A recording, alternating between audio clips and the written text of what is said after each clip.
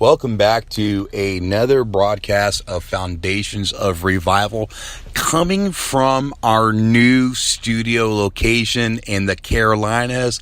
Man, I cannot tell you how excited both me and Chantie are. We just made it to the Carolinas officially this weekend. And man, I cannot tell you, it's been a God moment after God moment.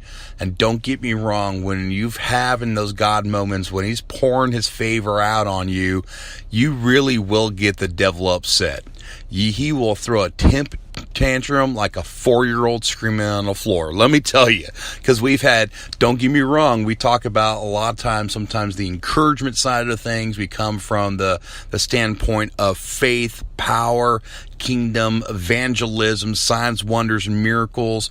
But don't get me wrong, we go through things too. And let me tell you, getting to the Carolinas, all the things leading up to this God moment of being here in the Carolinas, being in our new location of what we do as a ministry, what we're doing for the Secret Place Church in Fort Mill, South Carolina, what we're doing for Fresh Fire Ministry in Todd Bentley, what we're doing for around the world as a ministry has just been a God thing, a God alignment. And let me tell you, the devil does not like it, because we've had thing after thing after thing try to get come against us. But it's not how many obstacles that come against you and obstacles that you face. It's what you do in the midst of them will give either place and authority to them or squash them quickly. So let me tell you, man, we've had things come against us, man, but they are all so underneath the feet of Christ where we are seated. And let me tell you, it just continues to pour out God's favor, God's anointing and blessing upon what we're doing. And God keeps showing up in a really big way. So we're sort of jumping on and doing this broadcast as sort of an encouragement and sort of leading in. You know, I have a saying, my wife has a saying, God will use an acceleration, a preparation for the acceleration. So let me say that again, a preparation for an acceleration. There's a time of preparation. There's a time of preparing. There's a time of, you got to know your seasons. We talked a lot about seasons over several broadcasts, but there's a time of preparing intimately with the Father and going through some things to prepare you for those next open doors. Because when those doors open, let me say this clearly, when those doors open, all those things that you have gone through will not be for naught, because it's going to prepare you for what you're about to step into and give you not just that experience, but give you that maturity, give you that wisdom, give you that foresight of all that stuff that you've been preparing for and chewing on and going through. So when that next season, that next door of opportunity opens up for you, the next God moment, all that time of preparation has been leading up for this moment for your acceleration. So I'm about to kick this off and hand this over to my beautiful, lovely wife sitting right next to me, Miss Chantie Holland, because I know she has a lot on this. I'm going to jump in and give some commentary along with what she is doing, but I just really wanted to open up and then give place to my wife, because she really has this upon her heart to spearhead this one. So I'm going to hand this over to you. So I love the way you open that, because those that, some of you may be new, so you may not know us, but those who do pay attention to us and who have been watching us for a while and have been even locking arms with us for a while, either from afar or up close and personal, especially the ones from afar. When you're from afar and you're getting an outside look, a lot of people see what we do. They see the favor.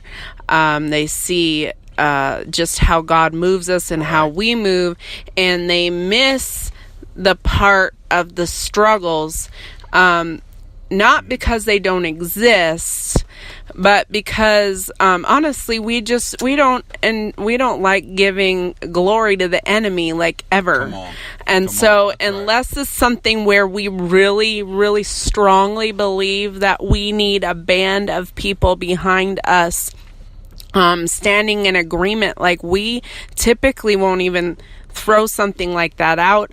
It'll be just the two of us, two or more gathered. So most of the time that's all we need is just the two of us to come against it, or even just in our own lives, us and Jesus, Come on. Or maybe go a little further and call, this is how everyone should be, honestly. So if you don't understand this concept, then maybe you'll learn in the midst of me explaining this. But you don't want everybody to know your business, because the enemy is like that little brother that you think is always bugging you. What he does is he sits there and he eggs you on, and he's paying attention to what's bothering you and what's not bothering you. And the more you make voice to what's bothering you, the more he's going to keep on egging it on. As a mom of 6, I have used this lecture probably 50 billion times over the years of hey, if your sister or brother's bugging you, ignore them, they'll get bored. And the enemy is pretty much the same way. For the most of the time, we can just resist. Yeah, it says to humble yourself before God, resist the devil, and he'll flee from you. Everyone talks about resisting the devil, but you got to remember that first part is there's that humbling before God, there's that submitting before God, because you can ignore something for only so long when your focus is still on that problem, when your focus is still on that situation.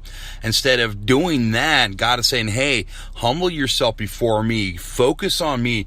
Colossians says it best, man. It says, keep your mind on the things above, not on the earthly things, but keep your mind on heavenly, the supernatural realm, where your spirit person is seated in Christ. Keep your mind there, not on the earthly circumstances that are always trying to attack you or weigh you down or distract you. Humble yourself before God, then resist the devil, and he'll flee from you, because he knows he doesn't have your mind to run around in, right, because it's focused on God. That's good.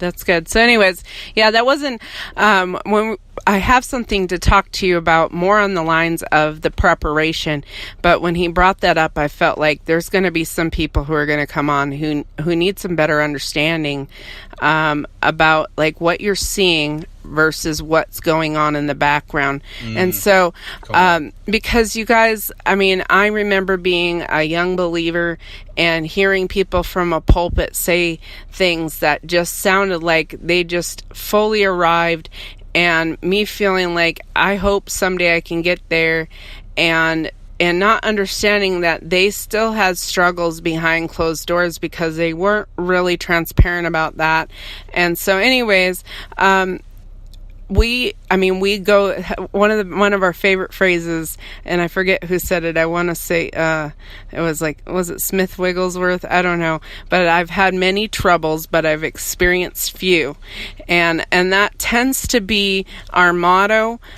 We have things that come past us, on a regular basis, but we choose not to experience them.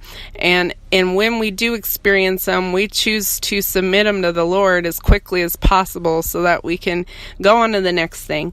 And so if you're struggling, submit that to the Lord and give that to the Lord, and resist the enemy and just watch him flee.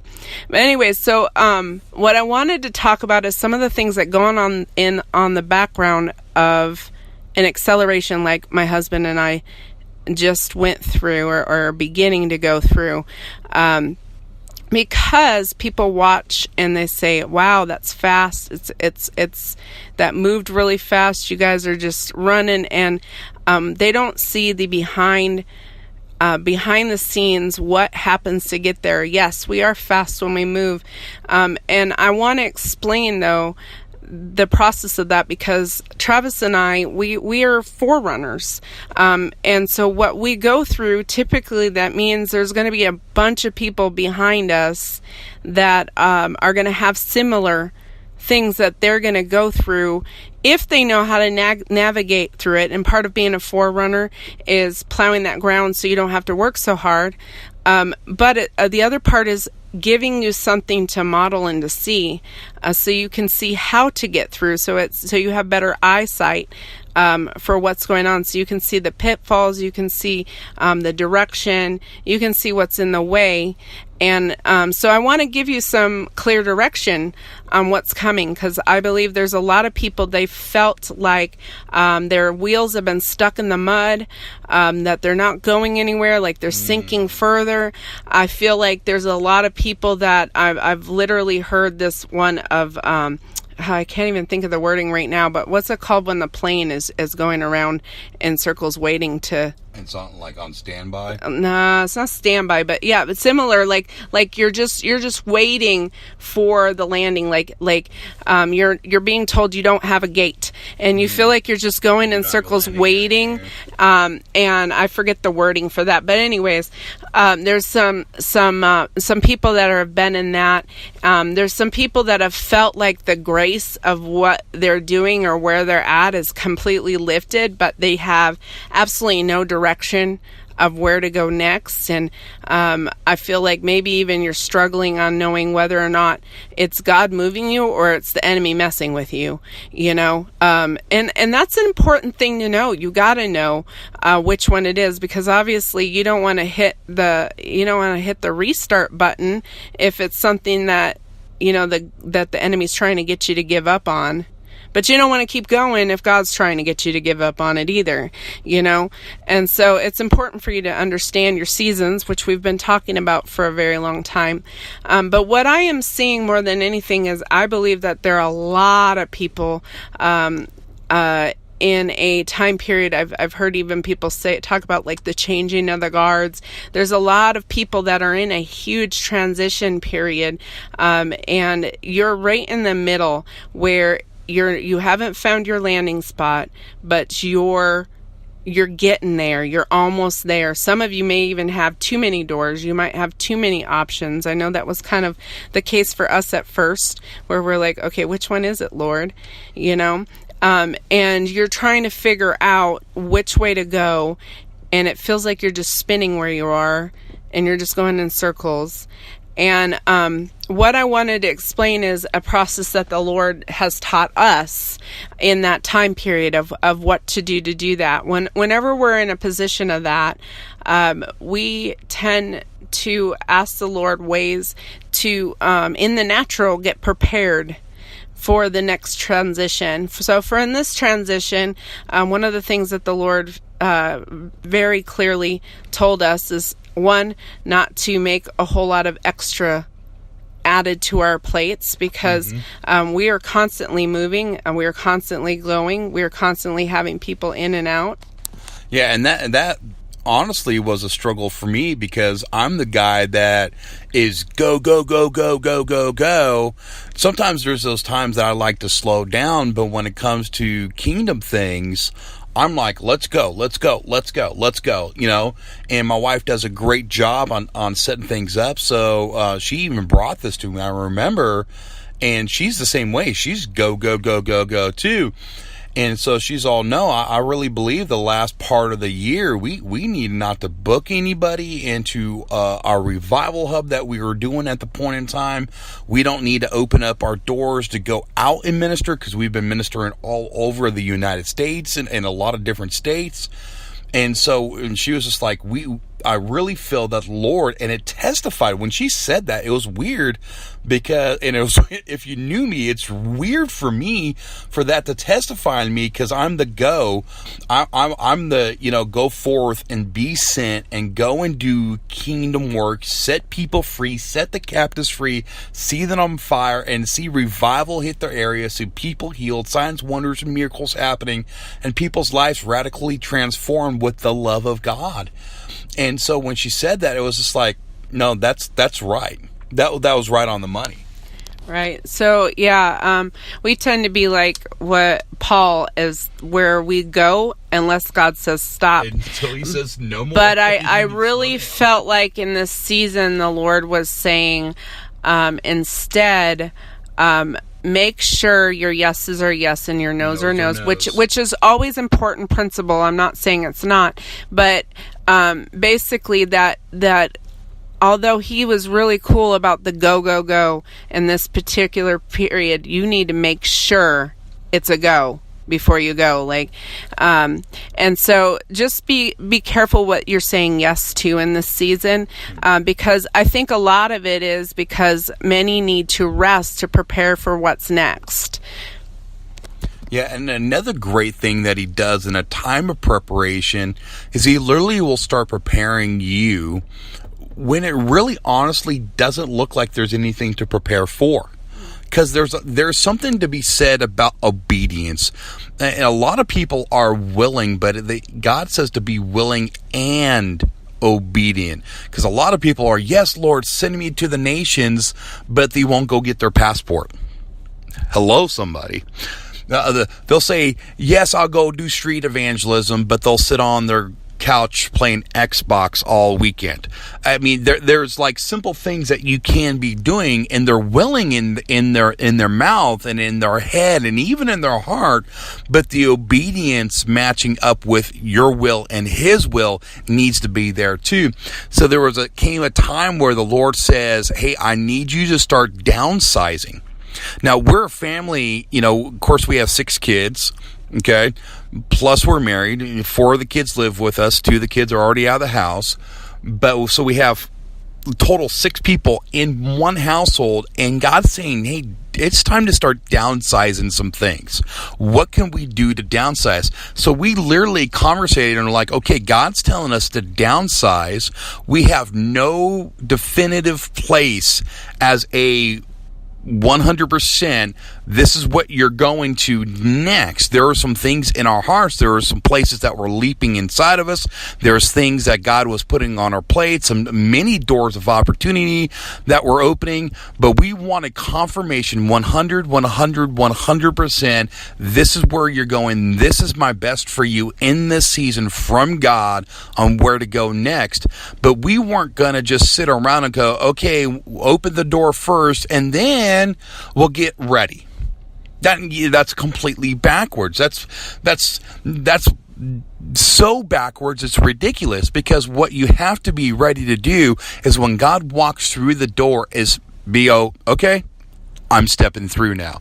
So in order for us to do that, we had to start downsizing a house, a big gigantic house and property full of stuff. And man, we are blessing people. We're giving stuff away. I was looking for things to bless people with. There was simple things like cleaning out closets and stuff like that in the natural, people are going, why are you doing this?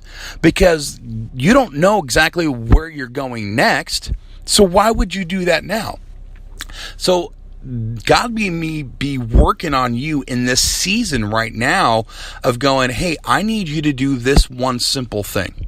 But you don't understand, on the end of the obedience of that simple thing, it's going to prepare you to walk through in that next season. And when you get to the next season, He's going to say, hey, I need you to do this, this, and this.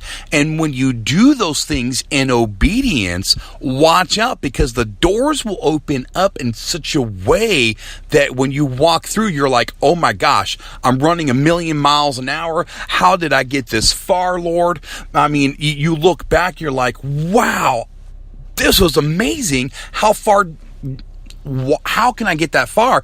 And you will look back at those times of preparation that, wait a second, I stopped and I was obedient in the small things. It says to be faithful in the little, and He'll give you much. Right. To be faithful, and you got to hear that, man. And it's not just something that we quote. It's not something that we just read and passe.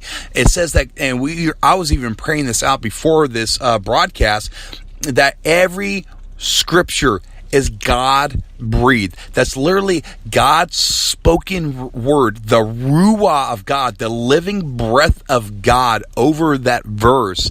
If you are faithful, so you got to hear God speaking that to you as a promise. If you are faithful with the little, if you're faithful with the little, He's going to give you the much. That is a promise. That is a covenant promise because it came from Him, because all Scripture is God breathed.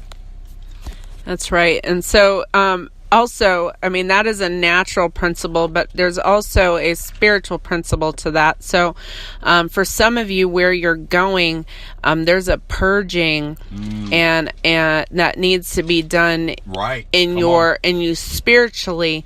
I know that I've talked to some people where the Lord has been specifically dealing with their doctrine and things they've been taught in the past. I used to do sales for a long time, and one of the things that new sales companies often would want is they'd want a clean slate. Like, they actually preferred not to hire people that had a lot of sales experience, because then they were hard to train to do it the way they wanted it done. Well, when you go into a new region, we can tell you this from church planting and moving around and being in different places, helping with different ministries. But each ministry, each region has its own vein. It has its own feel. It has its own need. You can't cookie cutter. I cannot, coming into the Carolinas, I cannot come and do what we did in Memphis and expect it to work. There is something new that has to be done here, and so I can't go, well, this is what worked in Memphis, so I'm just going to do it. Like, I have to clear my slate and say, Lord, what is my mindsets that I use there that need to go, so that I can be ready to hear what needs to happen here. And so there's things that maybe from past teachers that you've heard, that they're just, that thought process is just not going to work for where you're going next. Maybe it's a new job, maybe it's a new region. I don't know what it is, but sometimes that's a purging that needs to be done. And I gave this word not too far back, but I feel reminded of it in the moment. I feel like a lot of people are still going through that threshing floor experience, where the Lord's literally trying to shave off the excess, the things that are holding you back, because you're about to go through a very narrow path, and you cannot fit all the excess baggage going into this narrow path. But what I need you to hear is, on the other end of this narrow path is it's so wide, so deep, so beautiful, but you can't see that if you can't take off that baggage first. And so I feel like that's where a lot of people, the reason why you're still going in circles in the airport waiting for your place to land, is because He's still in the supernatural trying to, or the spiritual trying to take some things off of you. Yeah, I mean, it's funny that she brought up the threshing floor, because I really got when she was talking about this topic about the preparation for your acceleration, I really thought about Gideon, and I really had this insight and this inkling into this as I was praying out before the Lord, because I want to seek His face for direction before these broadcasts. And He was saying that a lot of times in the preparation for your acceleration, there has to be a shift in mindset. You have to shift the way you see things to see things how God sees things. And it was funny, because I was thinking about Gideon in that moment, how Gideon was hiding from the Midians. The Midians were attacking Israel. It says that their army was as thick as locusts. Their tents and everything were as thick as locusts. I mean, they were taking their livestock. They were taking everything. And so he's hiding at the bottom of a wine press. I mean, he's hiding in fear, trying to do a threshing floor at the bottom of a wine press so he can get a little bit of grain for himself, and no one else can see his own grains. And the Lord comes to him as he's hiding in this hiding place and calls him a mighty man of valor. He calls him a mighty man of valor in a place that he was not yet. See, you got to see things how God sees things. He called Saul, who became Paul, the man and the instrument that he would use unto the nation. When he was saying, hey, Ananias, I need you to go, and I need you to go down to this street, and I need you to go visit Saul of Tarsus and lay hands on him because he already saw you in a vision. He started complaining to the Lord, hey, don't you know who this is? And God had to remind him, hey, I'm not seeing him how you see things. I'm seeing him how I already see him through the perfect finished work of the cross. I see things differently and think of things differently than men do. And so in this time of preparation, we got to stop and go, okay, Lord, I can downsize. I can purge things out. I could do this. I can do that. I can start being faithful with the obedient. These are all spiritually and naturally the right steps.